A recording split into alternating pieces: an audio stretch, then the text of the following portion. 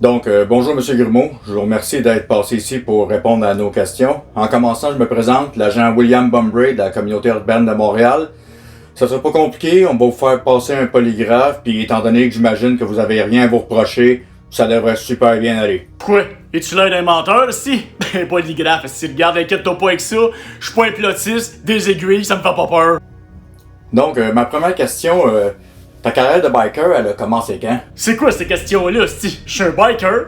Comme Serge, c'est un postigo, puis Marina, c'est une Orsini.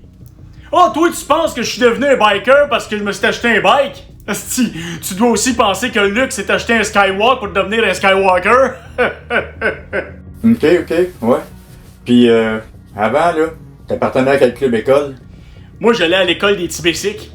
Des beaux souvenirs, asti, regarde. On jouait à l'élastique dans la cour. Pour ceux qui savent pas c'est quoi le jeu de l'élastique, là, ben, le gagnant, c'est celui qui roulait le plus de billes de 100$ avant que l'élastique pète. Bon, je sais aussi que t'es propriétaire d'un bar là, qui te sert à la fois de repère et de club, mais avec la pandémie, ça a-tu été bien difficile de trouver des danseuses? Ben non, le bar était fermé, ici. Pas de clients, il y a beaucoup moins de cachettes, fait que j'avais même pas fini de compter jusqu'à 20 que j'avais 3 danseuses de trouver. Je sais aussi que tu possèdes une cabane à sucre, la Sève du Diable, la Devil's Dash. C'est-tu pour une clientèle en particulier ou les plotistes, ils peuvent y aller aussi? Non, ils sont pas invités à celle-là.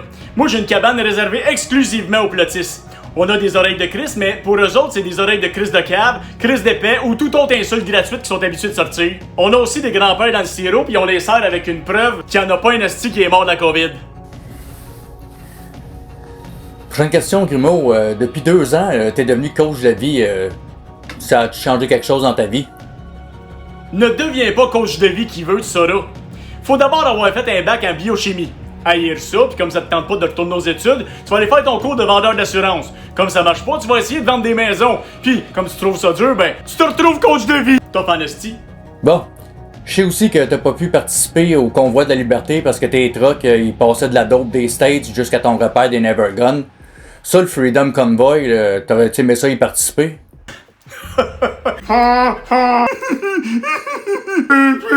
Tu malade, esti, j'ai une vie, moi, câlisse.